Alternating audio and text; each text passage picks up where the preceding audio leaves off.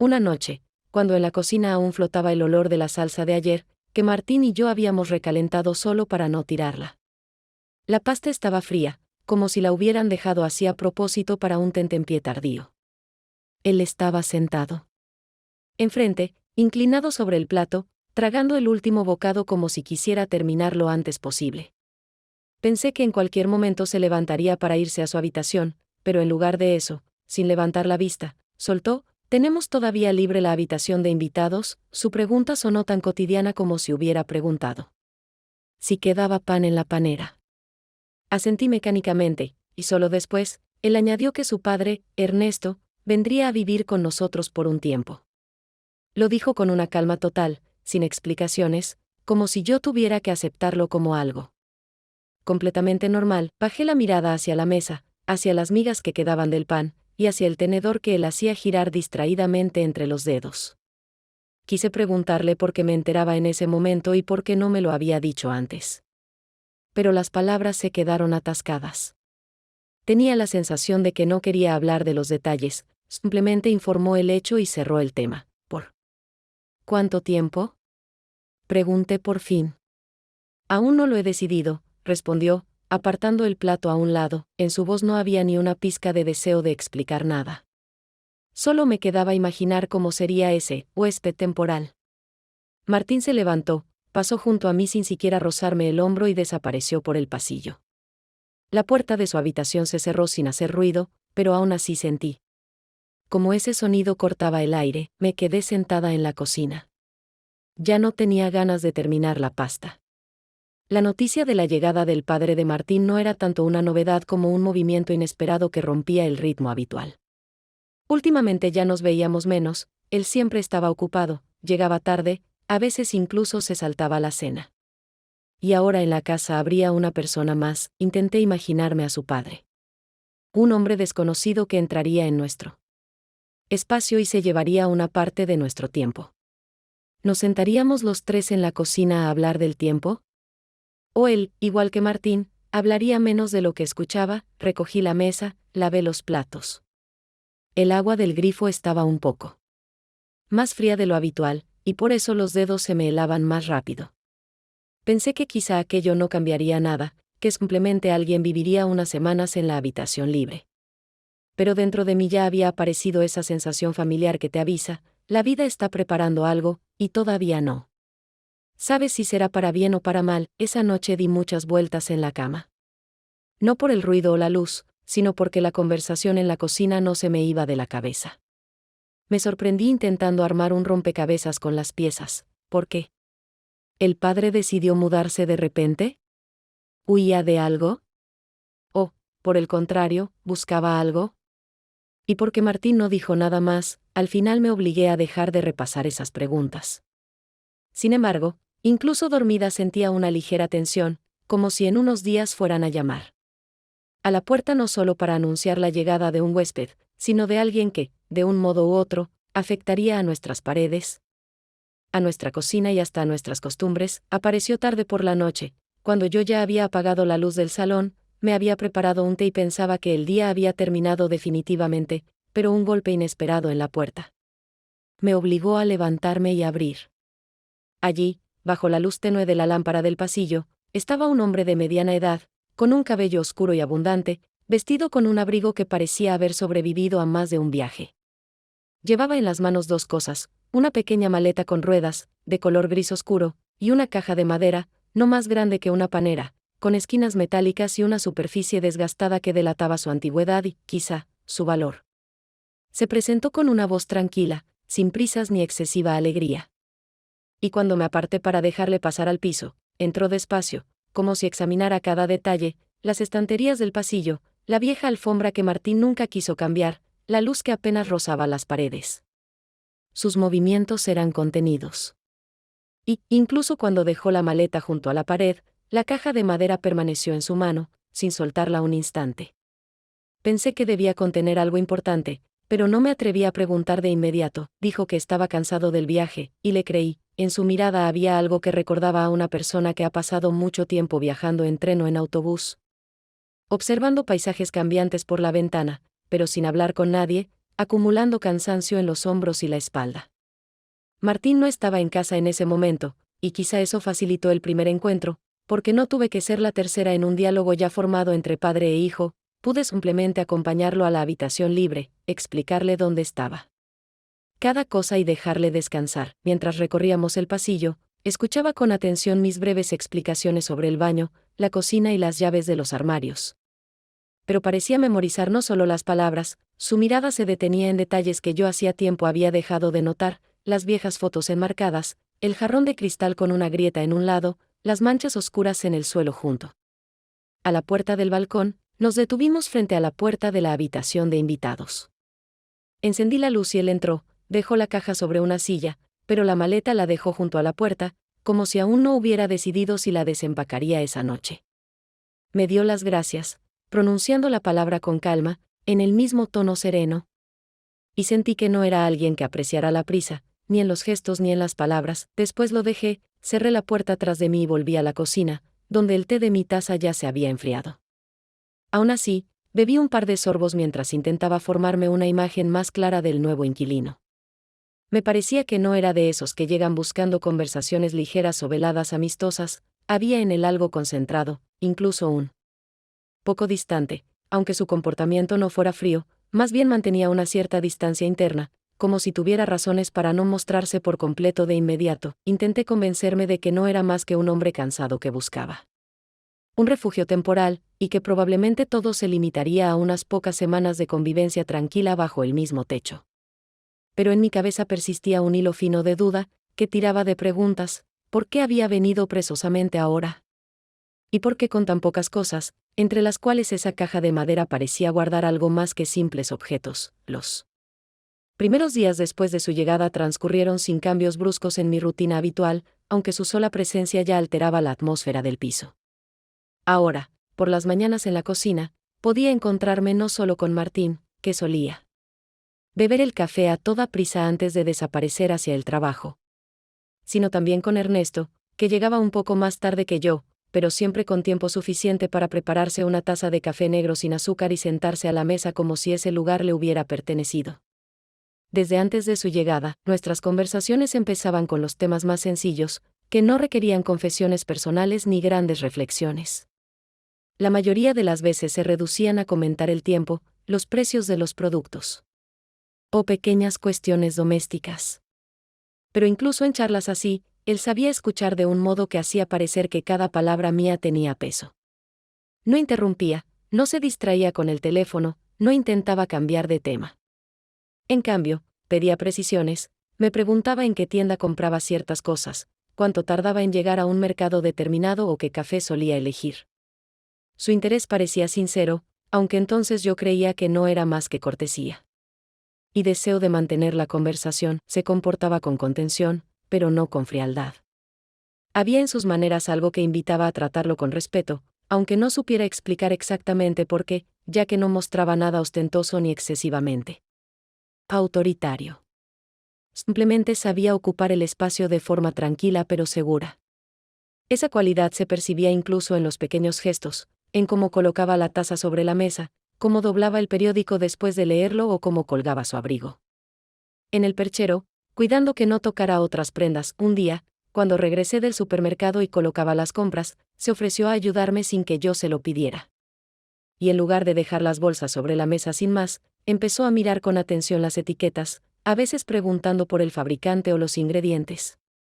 Yo respondía sin darle demasiada importancia, pensando que era simple curiosidad. Más adelante comprendería que tras esa atención había algo más que mero interés casual. Por las noches, a veces coincidíamos en el salón cuando Martín se quedaba trabajando o estaba fuera. Entonces la conversación podía alargarse más de lo que yo planeaba, porque él tenía la habilidad de llevar el tema hacia recuerdos o historias de ciudades en las que había vivido. Aunque no hablaba mucho, cada frase suya estaba llena de detalles, como si recordara minucias no solo de su propia vida, sino también de lo que escuchaba de los demás. Me sorprendía a mí misma esperando esos encuentros casuales, aunque no pudiera explicar por qué. Tal vez porque no se apresuraba a sacar conclusiones y me transmitía la sensación de que mi presencia le importaba.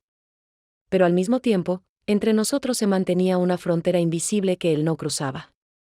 En aquel momento pensé que así sería siempre, una convivencia corriente bajo el mismo techo, sin intenciones ocultas. El sábado por la mañana, justo cuando yo me disponía a salir de casa para ir al mercado, el rastro, a comprar telas para mi trabajo, Ernesto apareció de pronto en el pasillo. Evidentemente también estaba a punto de salir, llevaba un abrigo ligero, la bufanda perfectamente doblada al cuello y esa misma mirada atenta con la que siempre evaluaba cualquier situación. Cuando nos encontramos junto a la puerta al mismo tiempo, no me lo propuso como una invitación, sino que más bien lo enunció como un hecho. Dijo que él también necesitaba ir al mercado, pues buscaba libros antiguos, y que allí, según él, se podían encontrar en mejor estado y a precios más justos que en cualquier librería de la ciudad. El camino hasta el rastro no era corto, pero gracias a su costumbre de hablar despacio e insertar en sus relatos pequeños detalles vívidos, no tuve que esforzarme para llenar los silencios ni buscar temas. Él mismo mantenía el diálogo, preguntando por mis proyectos, interesándose en qué tela solía elegir y para qué encargos en particular, mientras me contaba que, hace ya muchos años, en su ciudad natal, ayudó a un conocido a restaurar encuadernaciones de libros antiguos. Lo relató sin un ápice de jactancia, más bien como un recuerdo que había aflorado por la asociación con el lugar al que nos dirigíamos. En el mercado, se mantenía cerca pero sin invadir mi espacio. Cuando me detenía frente a los puestos de telas, él se apartaba ligeramente para darme libertad de elegir, aunque de vez en cuando hacía comentarios breves y precisos sobre la calidad o la combinación de colores. Y no eran palabras vacías, se notaba que entendía de materiales casi tanto como de libros, que examinaba con detenimiento en los puestos cercanos. Acordamos encontrarnos en la salida una hora después.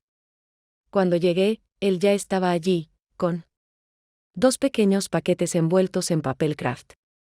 Luego, como si fuera lo más natural, me tendió uno de ellos, diciendo que no era nada costoso, pero que pensaba que me sería útil. Al desenvolverlo, vi una vieja cámara de fotos analógica en buen estado, con una correa oscurecida por el tiempo. Explicó que, a veces, vale la pena guardar los momentos no en un teléfono, sino de manera que tengan peso y no se pierdan entre miles de imágenes.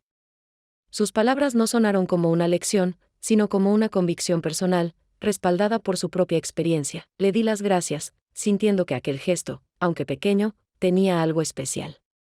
De regreso a casa, me preguntó de vez en cuando si alguna vez había hecho fotos en película, y luego me contó sobre su primera cámara, que compró en sus años de estudiante, y cómo tuvo que ahorrar durante mucho tiempo para poder adquirir unos pocos rollos, porque entonces aquello era un verdadero lujo. Había tanto calor en su voz que, sin esperarlo, pensé que quizá era una persona muy sentimental, capaz de valorar hasta los detalles más pequeños. Cuando llegamos, dejé la cámara en una estantería, decidiendo que algún día la usaría. Aunque entonces aún no sabía que acabaría convirtiéndose en una especie de llave para muchos momentos que intentaría comprender solo después de que todo cambiara. Por entonces, aquel día quedó para mí como un simple acontecimiento agradable, un poco inesperado, que añadía a nuestra convivencia un matiz nuevo, tranquilo y casi amistoso. Una semana después de aquella visita al mercado, cuando las mañanas en casa ya se habían convertido en un ritual establecido, con Ernesto y su café sin prisas y sus preguntas serenas, Martín me invitó a acompañarlo a la inauguración de una exposición, donde iba a reunirse con algunos colegas y clientes.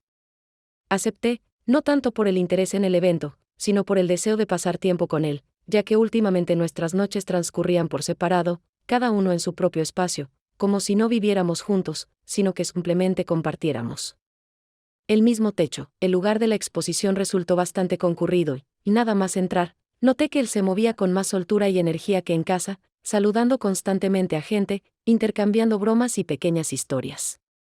Sin embargo, la verdadera sensación de distancia llegó cuando, después de observar una instalación, me acerqué y lo vi conversando con una joven, inclinado hacia ella y tocándole el hombro con un gesto que parecía habitual entre ellos.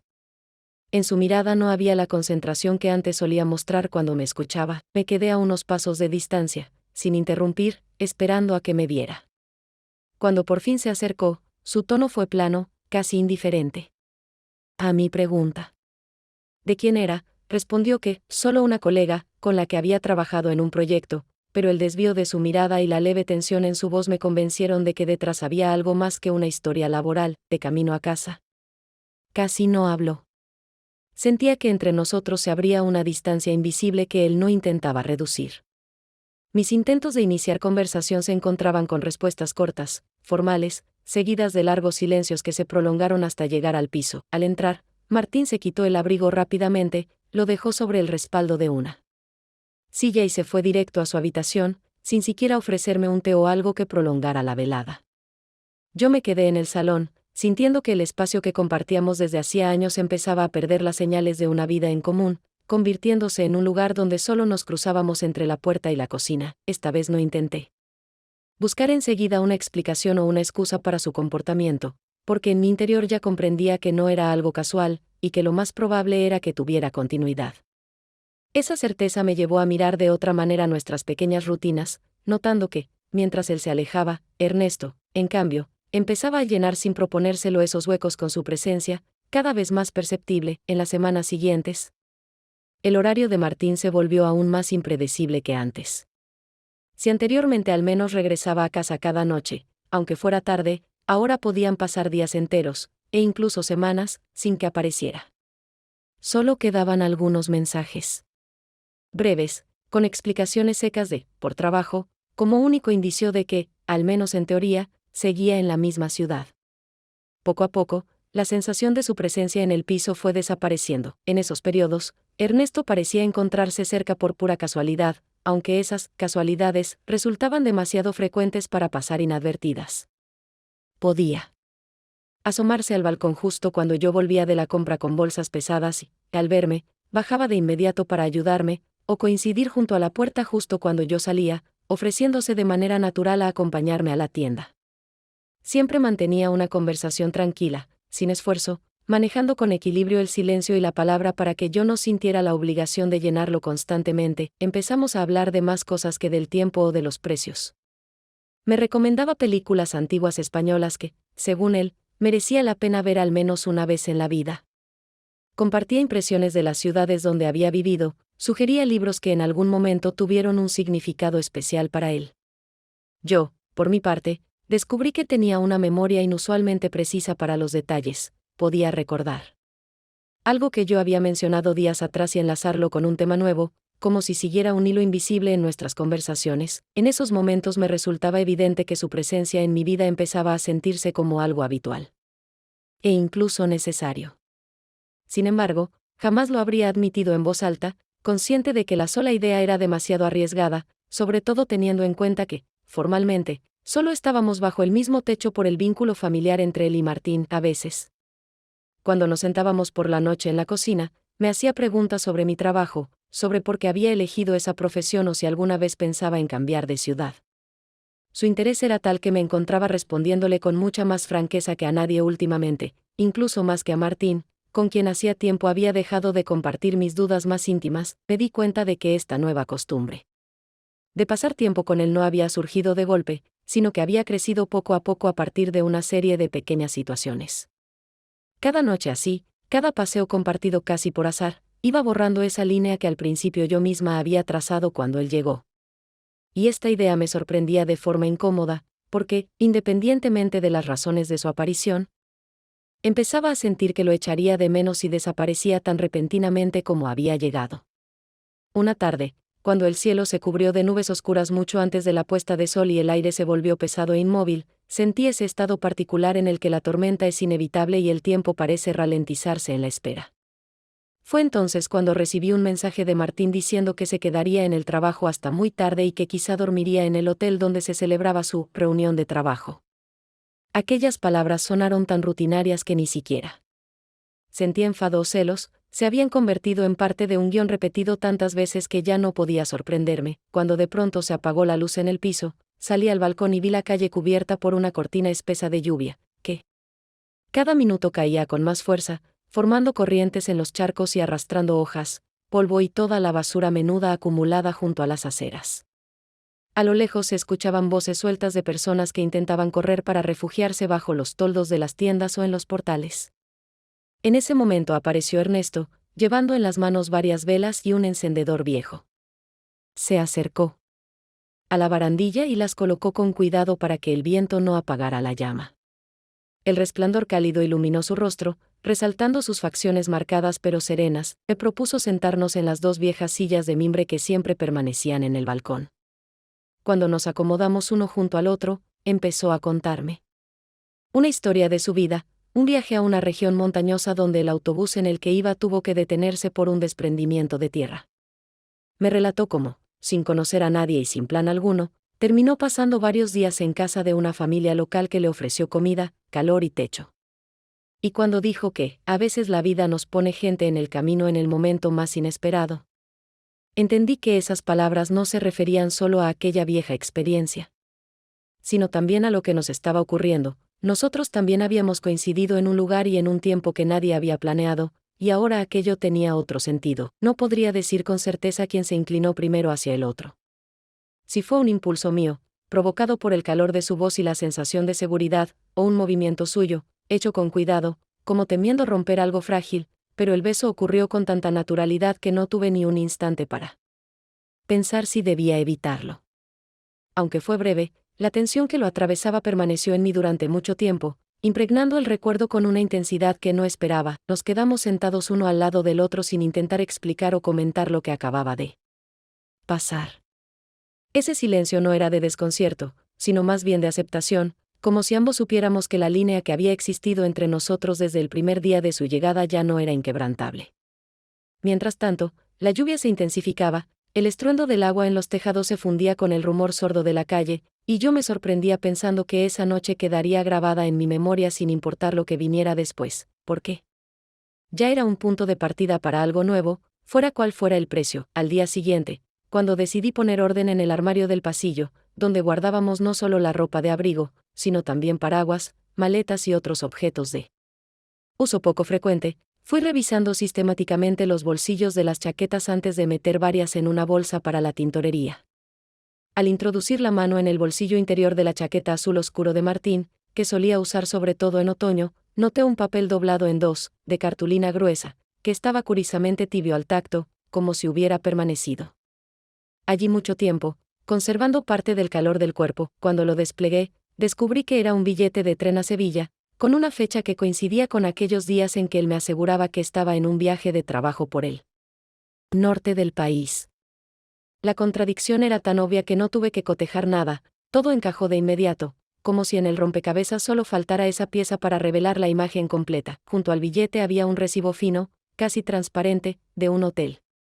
Estaba impreso en un papel amarillo pálido con un logotipo elegante que reconocí, porque alguna vez lo había visto en un folleto de una agencia de viajes.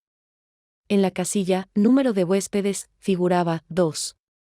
En otro momento, ese dato quizá no habría significado nada sospechoso, pero ahora, junto con el billete y las explicaciones vagas que él daba tras sus viajes, era una confirmación casi directa de que había otra persona con él, y no en un contexto laboral. Llevé el billete y el recibo al salón, los dejé sobre la mesa y me quedé mirándolos unos minutos, como si intentara extraer de esos 2 pedazos de papel más información de la que contenían. Pero al mismo tiempo comprendía que ya no necesitaba explicaciones adicionales. La intuición que había trabajado en silencio dentro de mí durante meses tenía ahora pruebas materiales, aunque indirectas, tan claras que resultaba imposible negar su significado. Imaginé cómo sería la conversación si me decidiera a preguntarle directamente, pero enseguida supe que escucharía una negación de manual, evasivas, un cambio de tema o, en el mejor de los casos, una verdad fría y forzada que no cambiaría la distancia que ya se había instalado entre nosotros. Esa perspectiva era tan predecible que opté por guardar mi hallazgo en silencio, como un argumento interno para mí misma. Cuando él volvió esa noche, pasó rápido junto a mí, lanzando un breve hola por encima del hombro, sin siquiera asomarse al salón para ver si yo estaba allí. Ese gesto no hizo más que confirmar lo que pensaba, que hacía tiempo que su vida en este lugar era más nominal que real, sin verdadera participación en lo que compartíamos. En cambio, Ernesto sí dejaba huellas pequeñas pero tangibles de su presencia: su taza en el escurreplatos, el periódico doblado en el sofá, un libro abierto en el brazo del sillón, como si se hubiera levantado solo un momento para volver. Enseguida, guardé el billete y el recibo en el cajón del escritorio, diciéndome que quizá algún día me servirían.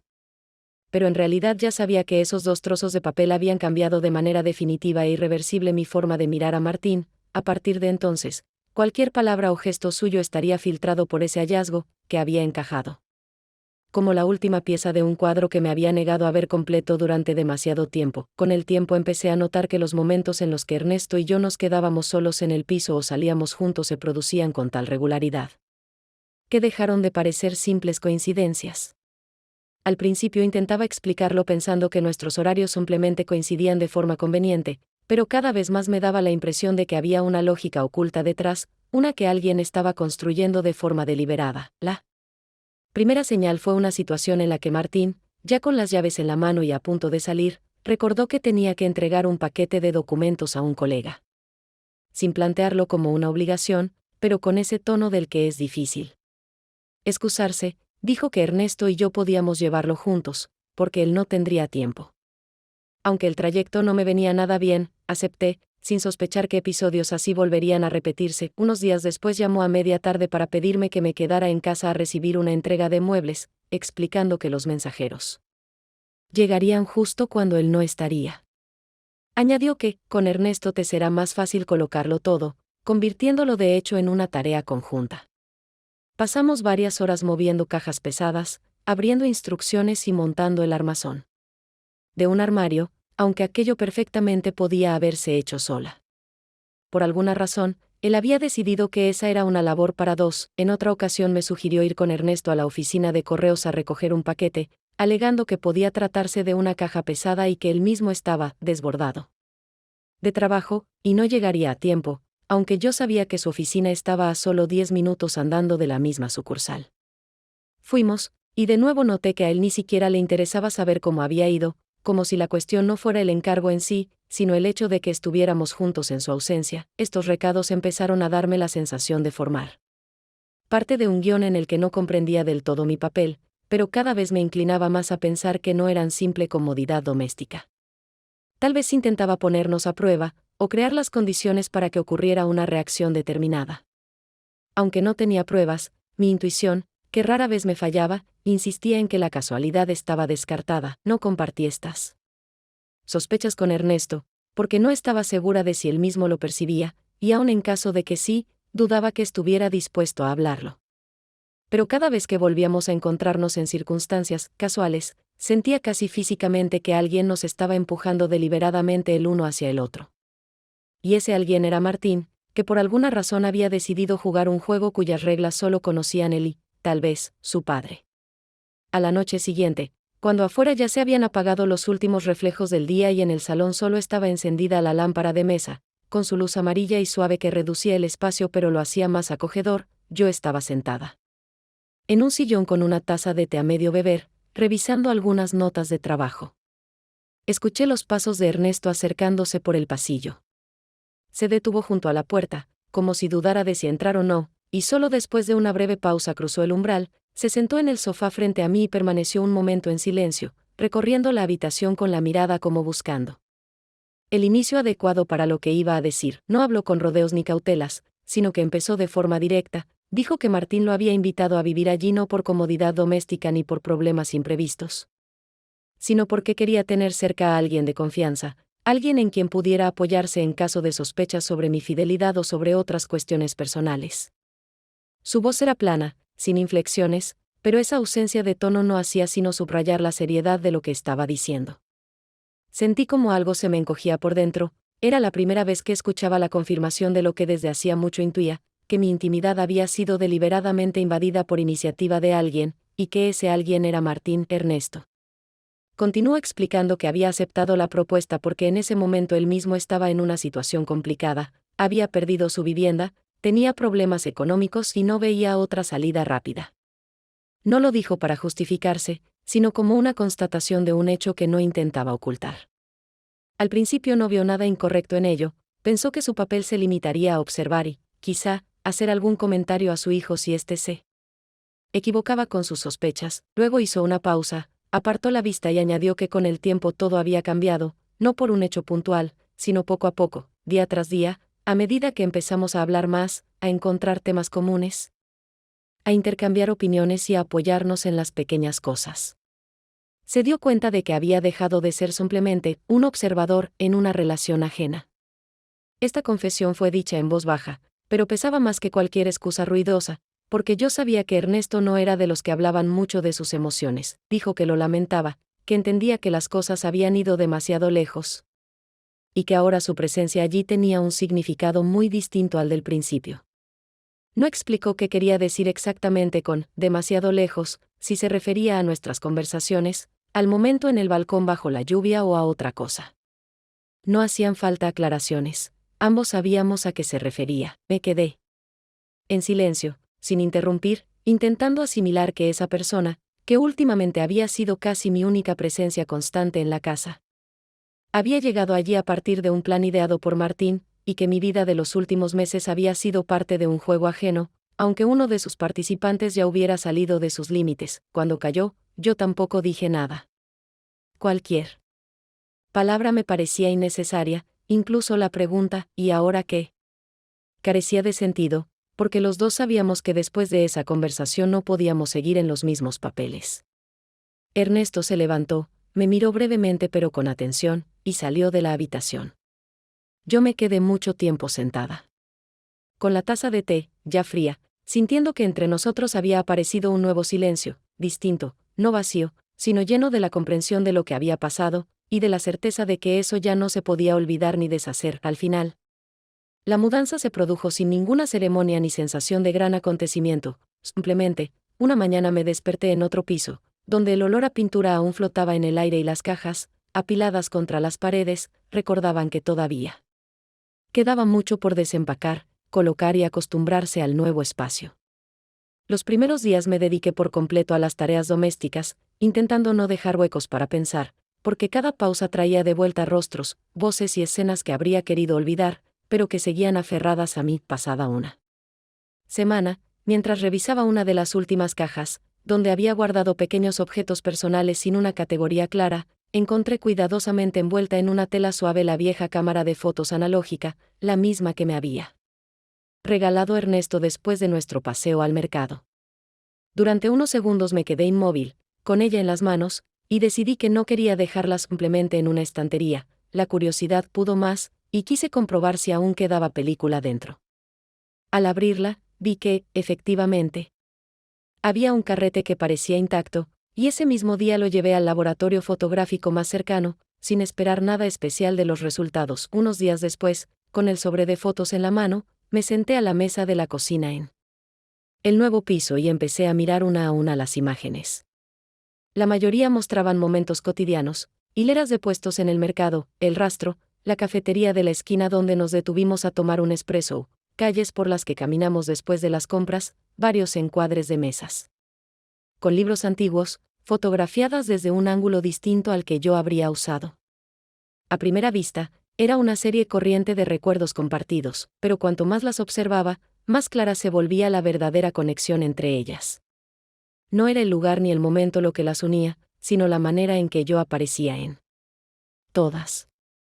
Incluso en los planos tomados de perfil o en movimiento, se notaba que la mirada de quien sostenía la cámara se centraba en mí. La composición, el fondo desenfocado, mis rasgos nítidos, nada de eso parecía casual. Eran fotografías hechas con una atención e interés que iban más allá de la cortesía o de una simple afición. Puse las fotos sobre la mesa, las esparcí sin orden y me quedé mucho rato mirándolas, sintiendo una mezcla de emociones. Por un lado, el calor de los momentos en que me sentí vista y escuchada, por otro, la amargura de saber que todos ellos formaban parte de una historia que había empezado con un engaño, aunque no hubiera sido por iniciativa suya. Pensé que se puede cambiar de ciudad, de piso, de gente con la que te relacionas, pero hay cosas que se mudan contigo, la desconfianza y la memoria. Guardé cuidadosamente las fotos en el sobre y lo metí en un cajón, decidiendo que no quería verlas todos los días, pero tampoco podía tirarlas. Eran testimonio no solo de los sentimientos de otro, sino también de mi propia vida en aquel tiempo. La cámara la dejé en una estantería del salón, como un recordatorio de que incluso los objetos más sencillos pueden tener un peso oculto, y de que cualquier cosa, como cualquier persona, puede conservar más de lo que imaginamos. Esa noche, al salir al balcón de mi nueva casa, por primera vez no busqué con la vista siluetas conocidas ni señales de mi vida anterior. Y eso me hizo darme cuenta de que, poco a poco, aunque despacio, empezaba a avanzar, dejando atrás una historia que ya no podía cambiar, pero con la que podía aprender a vivir. A menudo pienso que nuestras vidas no se construyen a partir de grandes acontecimientos, sino de pequeñas decisiones tomadas en días comunes, cuando creemos que no pasa nada especial. Una palabra dicha sin mayor intención, un gesto casual, un retraso o la aparición de alguien en una puerta, todo eso dibuja una línea invisible que cambia nuestro rumbo. Cuando miro hacia atrás a los últimos meses, veo precisamente esa línea, que empezó en el momento en que Ernesto entró en mi vida. ¿Me arrepiento de lo que pasó? No, y no porque haya sido una historia fácil o indolora, al contrario. Tuvo muchos momentos que habría preferido no vivir. Pero con el tiempo he comprendido que incluso los encuentros que comienzan con un engaño o con planes ajenos pueden enseñarnos más de lo que estamos dispuestos a aceptar. Quizá esta sea una de esas verdades que solo se entienden con los años. Lo importante no es solo lo que alguien hace, sino cómo nos cambia con su presencia. Creo que muchos de ustedes, que ya han vivido gran parte de su vida, estarán de acuerdo. Las relaciones humanas no se pueden reducir a blanco o negro.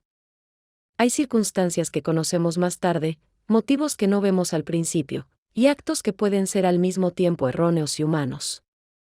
Ernesto llegó aquí por petición de su hijo, pero se quedó en mi memoria por una razón completamente distinta. Cuando eres joven, buscas respuestas claras y explicaciones simples: quién tiene la culpa, quién tiene la razón, qué hacer después. Con los años aprendes que, a veces, es más importante no juzgar, sino escuchar, no exigir, sino observar. Incluso en quienes se equivocaron contigo puedes encontrar algo genuino, si miras con atención. Me parece que muchos hombres de la edad de mi padre, quizá incluso alguno de ustedes que ahora escucha o lee esto, saben lo que significa tomar decisiones difíciles, sin tener siempre el lujo de ser completamente honestos. La vida rara vez ofrece las condiciones ideales para actuar correctamente. A veces lo hacemos con la esperanza de lo mejor, y otras por miedo a lo peor. Ernesto también tomó su decisión no en el vacío, sino desde un lugar donde creía que estaba haciendo lo correcto para su momento y su situación. ¿Me habría gustado que apareciera en mi vida de otra manera? Sí. ¿Me habría gustado que no hubiera ocurrido nada? No. Porque ahora sé que incluso en las relaciones que no tienen continuidad pueden quedar partes valiosas, unas cuantas conversaciones, unas miradas, unos momentos en los que no te sientes ajena para la otra persona, aunque todo lo demás esté en contra. Así que, si ahora recuerdas a alguien de tu pasado con quien todo fue complicado, injusto o inconcluso, quizá no se trate de borrar esa historia, sino de aceptarla como parte de lo que te ha convertido en quien eres. Porque, al final, todos estamos hechos no solo de lo que logramos, sino también de lo que perdimos, e incluso de aquello que no supimos explicar a tiempo.